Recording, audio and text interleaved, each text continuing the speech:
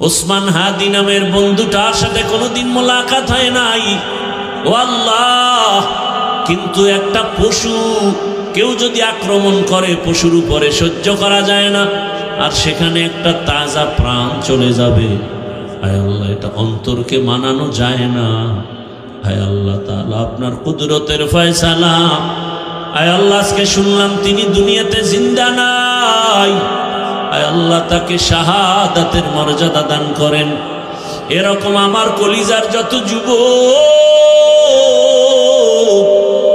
তাদের নিরাপত্তার জন্য আপনি কুদরতের দরজা খুলে দেন রে আল্লাহ।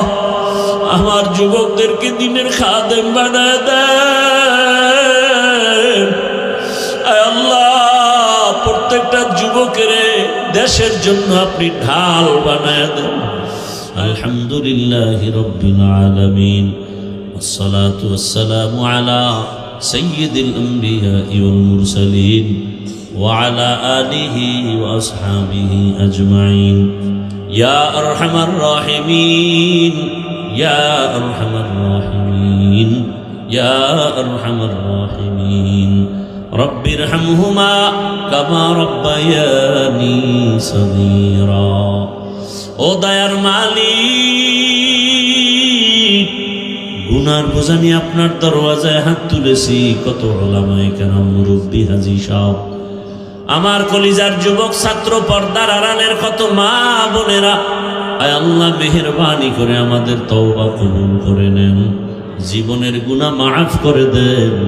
আয় আল্লাহ মাহফিল কবুল করে নেন। আয়োজনকারী, সহযোগিতাকারী, এলাকাবাসী, প্রবাসের যারা, সবাইকে কবুল করে নেন। আয় আল্লাহ, সারা দুনিয়ার মুসলমানদের ঈমান আমল হেফাজত করেন।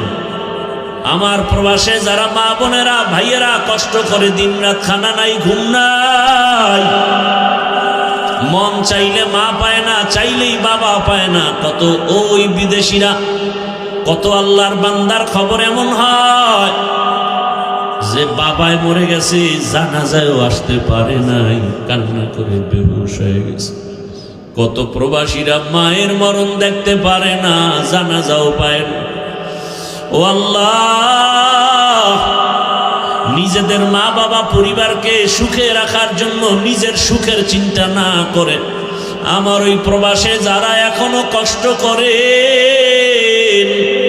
হাড় ভাঙ্গা পরিশ্রম করে কামাই রুজি করে, কত প্রবাসের ভাইয়েরা কত কষ্টে আছে, পেরেশানিতে আছেন। আয় আল্লাহ, আমার প্রবাসী ভাই বোনদের সবার